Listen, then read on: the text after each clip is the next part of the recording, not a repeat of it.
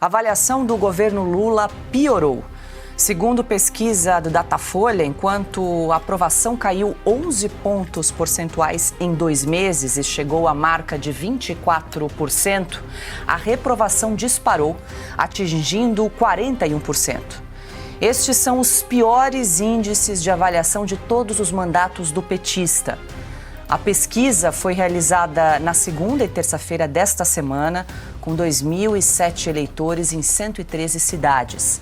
A margem de erro é de 2 pontos para mais ou para menos. Carlo Cauti, o que te chamou a atenção nessa pesquisa, em que pese que a gente sempre faz a ressalva aí em relação a pesquisas de opinião, mas é um dado aí que chama a atenção e que nós temos relatado e acompanhado bastante aqui durante todos os programas. Primeiramente, me surpreendeu Datafolha, que é sempre uma entidade muito amiga do governo, do PT. O Datafolha pontualmente conseguiu errar todas as pesquisas durante a campanha eleitoral, todas a favor do Lula, né? Obviamente. Então, Datafolha, se não me engano, deu quase 10 pontos a mais para o Lula. Contra o Bolsonaro foram nem 2. Né? Mas, enfim, então quer dizer, se são 24% de popularidade, eu faria tiraria um pouquinho assim, eliminaria uma gordurinha, deveria ser até menos do que isso. 2 pontos interessantes. Primeiro, a queda é repentina a partir de janeiro. O que aconteceu em janeiro? A crise do Pix. A crise daquela portaria infame da Receita Federal que queria fiscalizar as contas de todos os brasileiros, bisbilhotar a nossa movimentação bancária, e isso atingiu principalmente os brasileiros mais pobres, brasileiros que fazem bico e que não querem pagar 27,5% do salário já pequeno que eles têm para o governo Lula. Então a gente vê a curva da popularidade, eu não sei se temos o gráfico também que podemos mostrar, a curva rapidamente já estava descendente, mas tem uma queda muito mais rápida a partir de janeiro. Segundo ponto interessante, Lula perde popularidade entre os mais pobres e no Nordeste, ou seja, as camadas sociais e a região que era o bastião eleitoral do lulopetismo. Evidentemente, o problema está lá, está na qualidade de vida dessas pessoas, que não melhorou, inclusive piorou desde que o Lula entrou no seu terceiro mandato, por causa, e aí terceiro ponto, da inflação dos alimentos. Temos um problema sério no supermercado, o carrinho está mais caro e quem sofre são os brasileiros mais pobres. Com um carrinho mais caro, com os salários que não sobem, nem os programas sociais estão sendo reajustados com tanta generosidade porque não tem dinheiro, os brasileiros nas camadas sociais mais baixas sofrem e acabam ficando ressentidos com o governo que lhe prometeu picanha e cerveja, não entregou nenhuma e nem outra.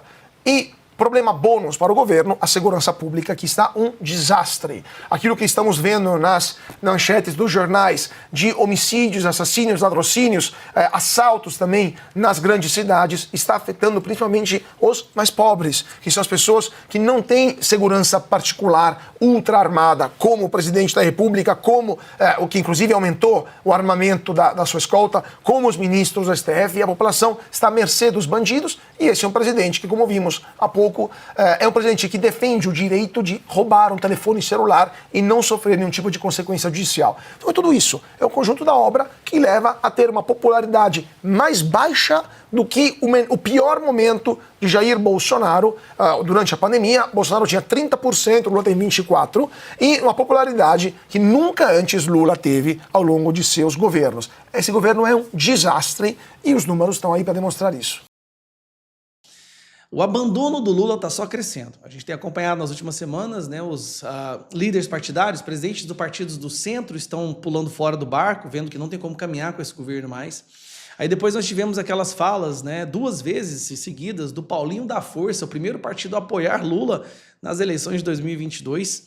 Mas essa daqui vai doer mesmo, porque agora nós vamos falar de um verdadeiro amigo do Lula. Você conhece essa pessoa aqui, ó?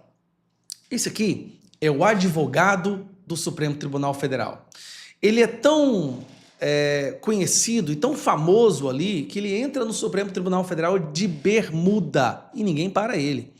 Esse aqui é o Cacai. Cacai é um dos maiores aliados do Lula, um advogado, um dos maiores defensores do Lula. Olha só para você ter uma ideia. Lula e Moraes vão à festa com samba na casa de Cacai. Cacai é um cara que tem trânsito ali com todos os ministros do STF, foi um dos articuladores justamente para que o STF descondenasse o Lula. Se teve um cara que trabalhou e merece o crédito por ter descondenado o Lula e ajudado o STF a colocar o Lula na presidência, esse cara tem nome e o nome dele é Cacai, o advogado número 1, grande amigo do Lula. Esse cara e o Lula, meu amigo, assim, o Lula, ele é mais advogado do Lula do que o Zanin foi, tá bom? Por que eu tô te mostrando esse daqui? Olha a matéria que saiu hoje. Meu Deus, essa semana vai ser horrível pro Lula, vai ser horrível. Advogado, aliado de Lula, manda carta a governista sobre Lula 3. Não só aliado, um grande amigo, tá? Lula está isolado, capturado, é outro Lula. Criminalista Cacai é um dos mais próximos advogados do PT. Foi na casa dele que Lula comemorou sua diplomação em 2022. Aí que mostra aqui o fim do PT aqui, né? Mas vamos uma matéria mais que importa. O advogado Antônio Carlos de Almeida Castro, o Cacai, enviou neste domingo 16... Aqui é para acabar. Aqui eu vou te falar, aqui é o sistema abrindo mão do Lula mesmo. Né? Domingo 16, para diversos grupos do governo, além de ministros, petistas e aliados do presidente Lula, uma carta com um relato comparando Lula 1, 2 ao Lula 3. Os destinatários receberam conteúdo por mensagem de texto. No texto, que viralizou, o Cacai faz relatos de episódios de como Lula, em sua análise, mudou. Mas o Lula no terceiro mandato, por circunstâncias diversas, políticas e principalmente pessoais, é outro. Não faz política, está isolado, capturado. Não tem ao seu lado pessoas com capacidade de falar o que ele teria que ouvir. Não recebe mais os velhos amigos políticos e perdeu o que tinha de melhor, sua inigualável capacidade de seduzir, de ouvir, de olhar a cena política. O blog procurou Cacai, que confirmou a autoria do envio do texto, aqui a íntegra do que ele escreveu. Lula, a esperança da democracia. Até cortar os próprios efeitos pode ser perigoso, nunca se sabe qual é o defeito que sustenta o edifício inteiro. Aí tá, a matéria é longa, né? O texto dele, ó, certa vez conversando com o senador do PT, babá, Dilma, sofreu impeachment. Nossa, é um texto gigantesco que o cara escreveu. Mas tá aqui a parte do texto que realmente mostra o abandono.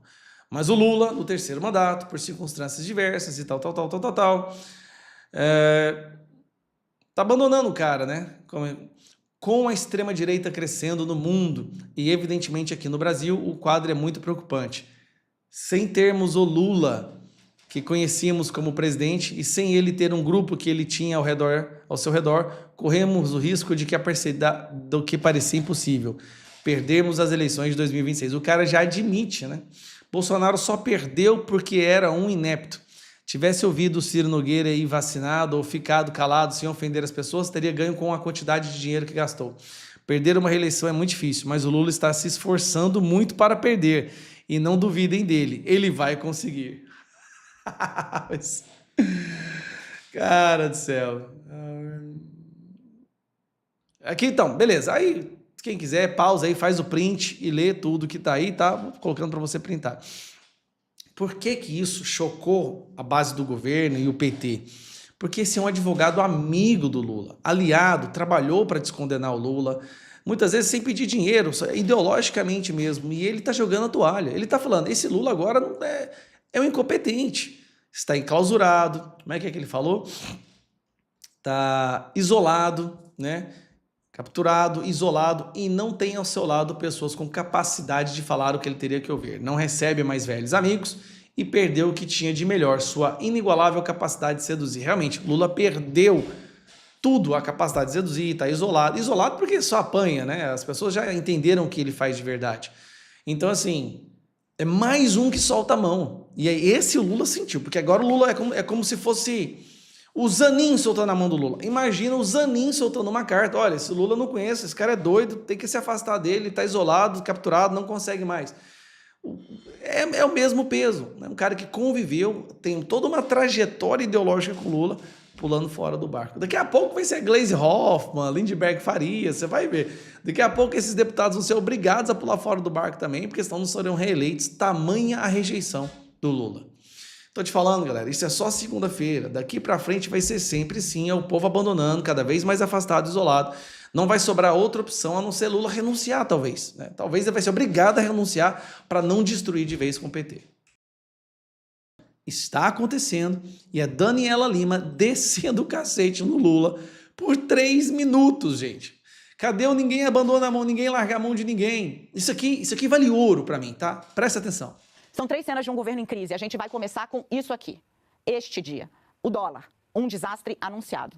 Fernando Haddad foi escalado por uma crueldade da história a ser o homem que apresentou para o Brasil 2 medidas unificadas, sobre as quais ele era absolutamente contra. Não as medidas em si, mas a forma como elas seriam apresentadas.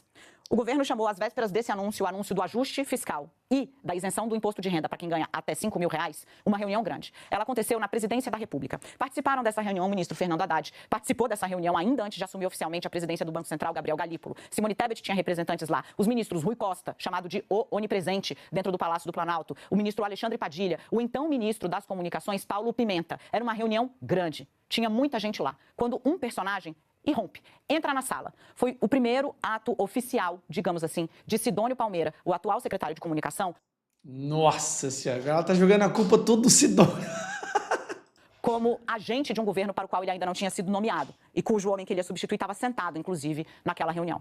Sidônio chega já com um plano de comunicação debaixo do braço. Ele diz, olha, nós vamos anunciar as 2 coisas juntas, o ajuste fiscal de um lado e a isenção no imposto de renda para quem ganha até R$5 mil do outro. Assim a gente mostra, a gente faz um aceno para a nossa base. Era o que quem queria, Daniela? O Lula. O Lula estava convencido de que não repetiria o que eles consideram erro do governo Dilma, anunciar muito corte, corte, corte, corte. Não, vamos fazer as 2 coisas. Isso aqui é uma decisão para ganhar no ponto da política. Fernando Haddad, então, se manifesta. O Haddad diz, gente, não vai funcionar. Segundo relatos de quem participou dessa reunião, e foram muitas pessoas com as quais eu conversei, o Haddad disse, olha, fazer o anúncio conjunto de um ajuste e do outro lado de algo que na prática é renúncia de receita não vai cumprir o efeito nem no mercado financeiro e nem para as pessoas, porque elas não vão gravar as 2 coisas. Em termos de comunicação é ruim, passa um sinal trocado. O Haddad dando aula de comunicação para o secretário da comunicação recém-contratado para salvar o governo Lula. Olha a lástima que virou isso aí. O Lula então fala, discordo, mas já que você tem uma outra posição, vamos aqui ouvir todo mundo. E ele inicia, sério, uma espécie de assembleia sobre o gesto que, de novo, era o mais aguardado pelo mercado e pelos agentes econômicos para esse governo. Por óbvio, Rui Costa, o time do Palácio do Planalto e Sidônio Palmeira ficam ao lado de Lula. Haddad sai derrotado com uma Simone Tebet excelente, mas que estava ao lado dele, e Gabriel Galípolo se irmanando na gestão dessa crise. Gente, quando o Haddad está perdido já ali, ficou claro que ia ser derrotado e que ia ter esse formato, um anúncio conjunto, ele diz, gente, eu preciso despachar sós com o presidente. E as pessoas saem. Ele pede só para Gabriel Galípolo ficar. E aí Fernando Haddad diz, você, Galípolo, tem a obrigação de dizer ao presidente, segundo foi relatado por quem foi tentar entender o que ele queria com o Lula sozinho depois de ter sido derrotado. Galípolo, você vai ser presidente do Banco Central por 4 anos. Você tem a obrigação de dizer para o presidente da República o que é que vai acontecer se ele fizer o anúncio dessa forma. E o Galípolo disse, presidente, o dólar vai estourar a barreira dos R$6. Quer dizer que o Lula foi avisado pelo Galípolo, hein? E mesmo assim decidiu ir por esse plano idiota. Lula disse, isso é uma decisão política. Fincou o pé. Lula deu de ombros, mas foi dito e feito. O dólar estourou a barreira dos R$6. O governo fecha o ano com as pessoas discutindo o preço. Quem tinha viajado de férias se deu muito mal. Quem estava apostando que o ajuste ia surtir um efeito se deu muito mal. O governo fecha o ano com as pessoas discutindo o preço da ceia de Natal. E quem tinha saído daqui falando, caramba, tá muito difícil. Bom, essa foi a grande estreia de Sidônio Palmeira dentro do governo. A partir daí, no relato... Coitado desse Sidônio. Aposto que o PT tá sentindo falta do Paulo Pimenta, que era um incompetente, mas ele não era tão destrutivo quanto esse cara. De uma fonte, ela diz o seguinte, esse é um petista, tá? Para mim, essa é a reunião que marca o início da derrocada do governo. Ali está o nascedouro de uma crise de confiança e da percepção de que o Haddad não tinha força interna. Agora ela detona o Haddad. O Haddad é um ministro fantoche, tá? Ele não decide nada, ele só faz o que mandam ele fazer. Uma outra questão que circunda isso, me disse uma fonte. Publicitário, marqueteiro, faz campanha. Governo convence. Campanha é disputa. Nesse caso, a gente está precisando de aceno. Agora ela detona o Sidônio. Gente, isso aqui tá bom demais. Eu tô analisando tudo isso que tá acontecendo. E tem esse trecho aqui, ó. Tem esse trecho aqui que é do início da fala dela, que eu achei fenomenal. Que ela fala que nunca na vida dela ela viu algo nesse sentido. Quer ver, ó? Vira o ano e o que acontece, né? O governo sofre algo que, sinceramente, eu cubro política desde os 17 anos. Eu não me lembro de ter visto algo semelhante ao que aconteceu na crise do Pix. Vira o ano, então, com todo mundo falando do dólar na altura, com Veja que, geralmente, dezembro, quando você vai fazer pesquisa em política, você sabe que em dezembro as pessoas recebem o 13º, tem férias escolares, então tem uma viagem, tem um respiro. Você espera um sentimento de bom humor social. É verdade, né? Normalmente a rejeição do governo diminui um pouco em dezembro. Isso não aconteceu. O noticiário estava tomado pelo preço das coisas e pela alta do dólar. Sim. Quando vem em janeiro, o governo vê uma outra frente de crise. A portaria da Fazenda, que ampliava a fiscalização sobre o PIX, chama a atenção da oposição, que faz um duplo ataque. Escala um dos seus mais populares para fazer um vídeo com duríssimas críticas à medida e... Agora é duríssimas críticas, não é fake news mais não? ainda elabora uma série em outra frente de desinformações A desinformação, é claro. respeito do assunto. O Sidônio Palmeira produz esse material, que é o Lula com a camisa do time dele, indo fazer um pix dizendo, olha, tá tudo certo, não vai mudar. O que acontece nesse momento? O governo capitula. O governo diz textualmente para as pessoas, eu não dou conta de travar esse debate.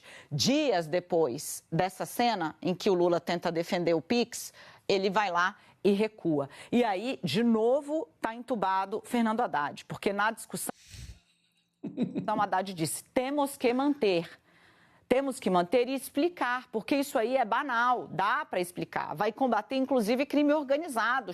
Pelo que eu tô entendendo, é tipo assim, o Fernando Haddad é um fantoche, mas ele é o mais inteligente da turma, só que ele não é escutado por ninguém, ele é engavetado, como você disse, ele é entubado. Grato por assistirem, se inscreva no canal, curta e compartilhe. Fiquem com Deus!